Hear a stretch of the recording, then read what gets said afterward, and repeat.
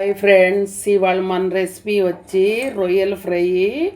చూడండి, ఉప్పు పసుపు వేసి నీట్గా కడుక్కొని పొయ్యి మీద పెట్టాను. ఇప్పుడు మనం కొంచెం కళ్ళుప్పు వేసుకుందాం. దాంట్లోనే పసుపు వేసుకుందాము. నేను పసుపు పెట్టి కడిగా కానీ మనం పసుపు వేసుకుందాం మళ్ళీ. చూడండి, ఇవి కేజీ రొయ్యలండి. నేను ఉప్పు పసుపు వేసి కదిలిచ్చేసి పొయ్యి మీద పెట్టాను. ఇంకా ఉడికిన తర్వాత మనం ఫ్రైకి తయారు చేసుకుందాం.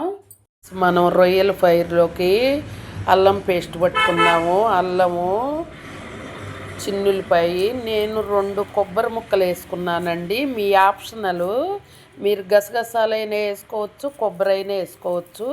నేను గుజ్జు కోసం దాన్ని వేసాను. ఫ్రెండ్స్, రొయ్యలన్నీ ఉడికిపోయినాయి, ఇగురుకుపోయినాయి. ఇలా ఫ్రెష్ ఫ్రై లాగా రావాలి. ఇదిగో నూనె పెట్టేశాను, కాగింది. 2 ఉల్లిపాయలు, 2 పచ్చిమిరపకాయలు తీసుకున్నాను, వేసేస్తున్నాను. చూడండి, ఇవి బ్రౌన్ కలర్ వచ్చేదాకా వేయించుకోవాలి. మనం పసుపు వేసుకుందాం కొంచెం.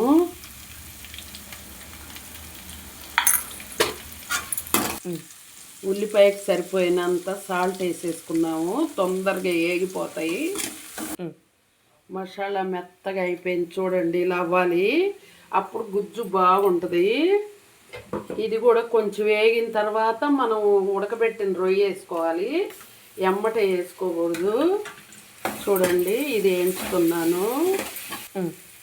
ఇదిగోండి, పచ్చివాసన అంతా పోయింది, ఆయిల్ అంతా చూడండి పైకి కక్కేసింది. ఇలా రావాలి ఆయిల్. ఇప్పుడు మనం రొయ్యలు వేసేసుకుందామండి, అప్పుడు మంచి టేస్ట్ వస్తుంది. చూడండి ఫ్రెండ్స్, మసాలా అంతా ముక్కకు పట్టేసింది. మనం ఇప్పుడు సరిపోయిన 1.5 స్పూన్ కారం వేస్తున్నాను. చాలకపోతే మళ్ళీ చూసి వేసుకుందాం, మనము కలవబెట్టుకుందాం. ఫ్రెండ్స్, కారం కూడా పట్టేసింది. ఇప్పుడు మనం గరం మసాలా వేసుకుందాం.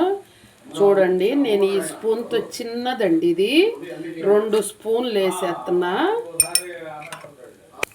కొంచెం కారం తగ్గింది ఫ్రెండ్స్, కొంచెం కారం వేస్తున్నాను.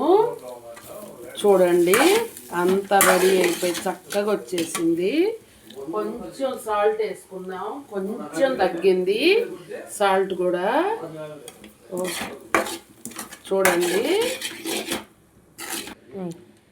చూడండి ఫ్రెండ్స్, కొత్తిమీర వేసేస్తున్నాను. అన్నీ పర్ఫెక్ట్గా సరిపోయినాయి.